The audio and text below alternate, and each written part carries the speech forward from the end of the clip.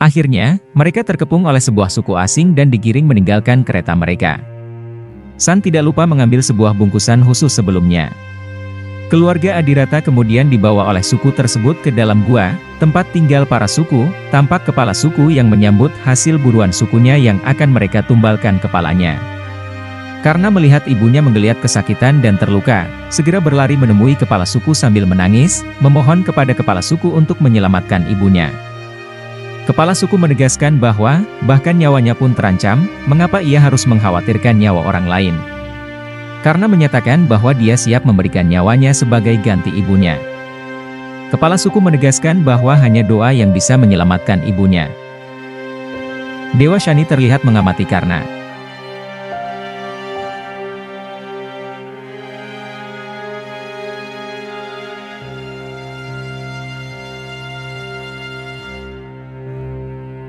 Dewa Surya tengah berada di surga loka miliknya, kemudian Shani datang dan memberitahu bahwa putra Dewa Surya sedang dalam masalah. Ia bertanya apakah Dewa Surya tidak akan menyelamatkannya. Surya menjelaskan bahwa putranya sedang menjalani ujian, dan jika lulus, ia akan merasa sangat bahagia sebagai seorang ayah. Dewa Surya kemudian bertanya pada Shani apakah dia tidak akan membantu mengingat sebagai saudara laki-laki. Shani menyatakan bahwa itulah yang sedang dia coba lakukan. Kepala suku memerintahkan anak buahnya untuk menyeret dan mengusir Karna dari hadapan kepala suku.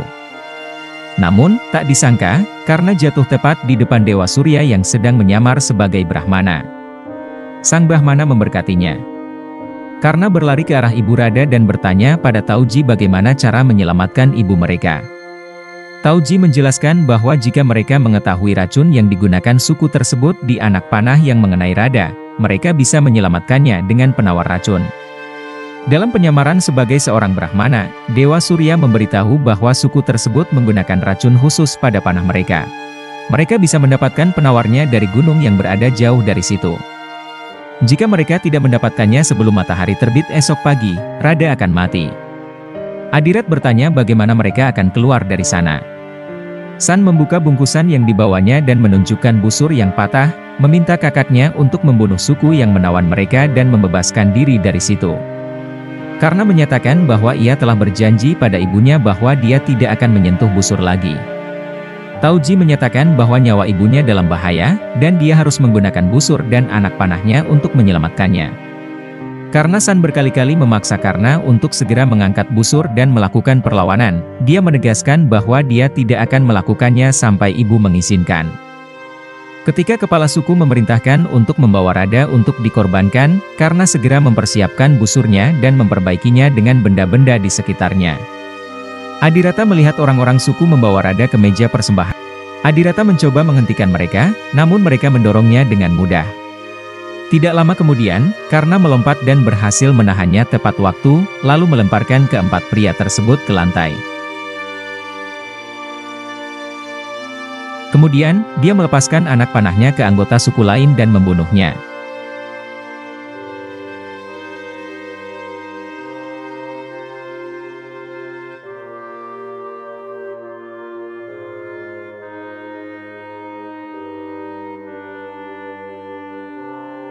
Putra Dewa Surya dengan mudah membunuh semua suku tersebut, karena yang telah berhadapan dengan kepala suku menunjukkan kemarahannya. Kepala suku lalu melemparkan kapaknya, namun perisai pelindung segera muncul dan melindungi tubuh Karna. Karna menghabisi kepala suku tersebut dengan mudah. Tanpa disadari, ada dua orang yang mengamati pertempuran yang berlangsung. Karna segera membebaskan keluarganya dan meminta kepada Sang Brahmana untuk menunjukkan lokasi tumbuhan penawar bagi ibunya. Sang Dewa Surya menyetujui dan bersedia membantu. Mereka lalu bergegas meninggalkan tempat tersebut. Sementara itu, kedua orang yang awalnya mengamati Karna, masuk untuk memeriksa keadaan dan menemukan bahwa semua penjahat sudah dihabisi oleh seorang anak kecil seorang diri. Dewa Surya, yang menyamar sebagai Brahmana, memberitahu bahwa jika dia bisa mendapatkan bunga herbal dari gunung dan memberikannya kepada ibunya sebelum sinar matahari menimpanya, ibunya akan bisa diselamatkan. Pesan dari Brahmana juga menyatakan bahwa herbal tersebut hanya akan muncul jika seseorang bersedia berkorban untuk mendapatkannya.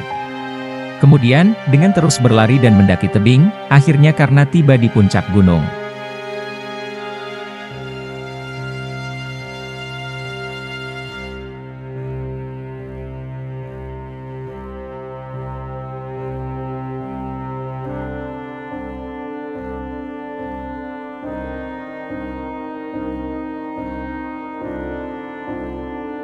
Meskipun kebingungan, karena memutuskan untuk melukai tangannya sebagai persembahan kepada Dewa Surya, agar diizinkan memetik herbal tersebut.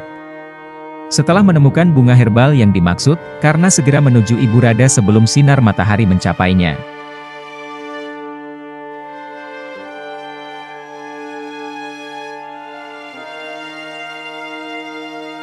Di tengah perjalanan, karena melihat air jatuh di antara mereka dan berdoa pada Dewa Surya agar diizinkan mencapai ibunya lebih dulu, karena bersedia untuk tidak lagi bersaing dengan Dewa Surya.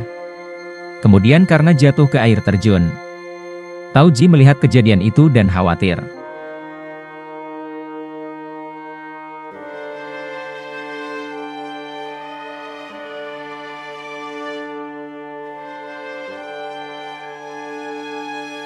Lalu karena keluar dari sungai dan berlari lagi untuk menyentuh ibunya, yaitu Radha.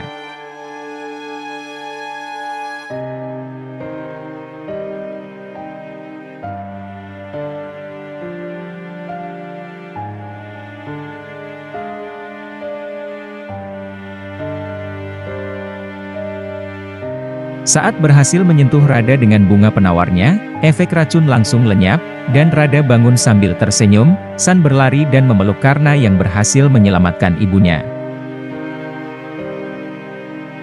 Kemudian San memegang tangan ibunya.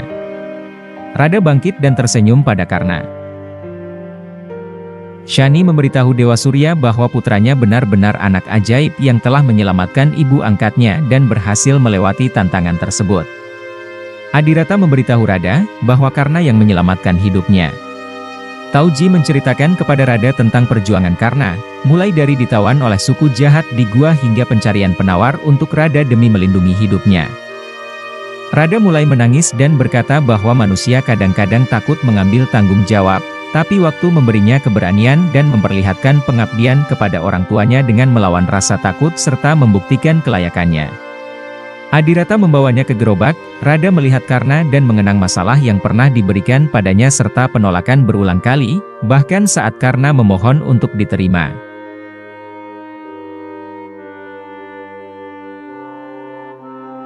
Radha kemudian lebih jauh mengenal kata-kata Adirata yang memberitahunya bahwa Karna telah mencoba sesuatu yang tidak bisa dilakukan oleh seorang anak manapun di dunia untuk menyelamatkannya. Radha melihat Karna menangis dan tangannya berdarah karena luka, mulai merasa khawatir, tapi ragu-ragu dan berusaha menahannya. Karna melihat Radha menangis dan berpura-pura menutup matanya, akhirnya Radha memegang tangan Karna dan menunjukkan cinta keibuannya.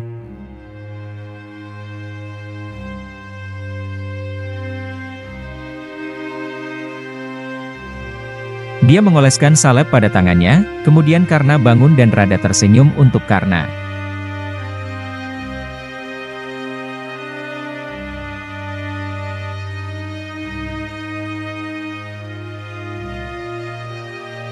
Karna sangat merasa senang. San dan Karna, mereka berdua kemudian tertidur. Di pagi hari, saat sinar matahari menyinari wajah mereka, keduanya bangun dan terpesona melihat kota baru yang penuh warna di kota Hastinapura.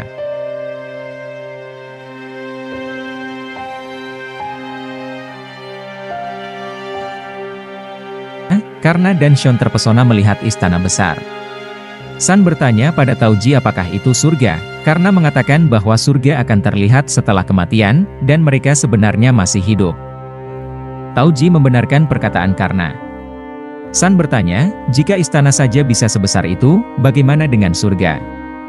Tauji menjelaskan bahwa siapapun yang merasa dirinya kecil akan membangun istana besar, dan siapapun yang memiliki hati besar tidak akan memerlukan istana. Adirata masuk dalam percakapan dan menekankan pentingnya mengikuti aturan di dalam istana yang diperintah oleh raja, sambil meminta Tauji untuk tidak menyesatkan anak-anak. Tauji mengatakan bahwa dia mengajari mereka dengan baik dan dia mengajari mereka untuk tidak takut dan mengatasi ketakutan. Tauji mengatakan bahwa keberanian Karna membuatnya istimewa dan suatu hari orang akan memanggilnya Karna Putra Adirata. Karna menyela dan mengatakan kalau dia sekarang dikenal sebagai Karna Putra Radha. Radha menjadi emosional mendengarnya.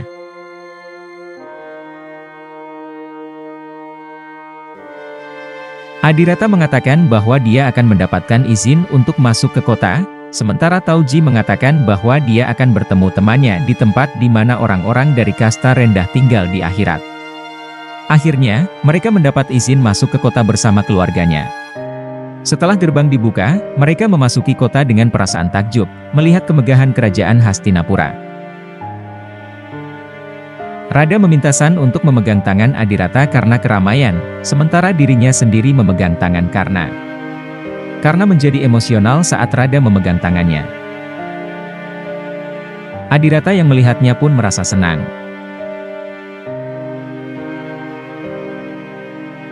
Sementara Adhirata mengantri untuk mendapatkan izin, San melihat monumen dan patung pahatan pemanah yang sangat megah, dan berlari ke arahnya.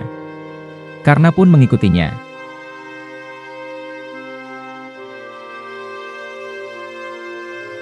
San bertanya kepada Karna, siapa yang tinggal di sini? Kemudian seorang anak keluar dan berkata, hanya ksatria yang bisa tinggal di sini. Karna bertanya, bagaimana cara mengidentifikasi seorang ksatria? Anak tersebut menjawab, bahwa ksatria memiliki cahaya di wajah dan senjata di tangan mereka. Dia menambahkan bahwa dirinya tidak terlihat seperti ksatria dan juga tidak ingin menjadi salah satunya. San tertawa saat bertanya, kemana semua orang pergi? Anak tersebut menjelaskan bahwa akan ada penganugerahan hadiah kepada Senopati yang sangat dihormati oleh Raja atas keberaniannya. Senopati tersebut telah menyelamatkan keluarga dari kasta rendah dari sebuah suku liar di hutan, dan mereka juga tertangkap oleh suku tersebut. Dia ingin melihat acara tersebut. San berlari ke istana untuk menonton acara tersebut, dan anak tersebut mengikutinya. Mereka berdua akhirnya berdiri di antara rakyat biasa.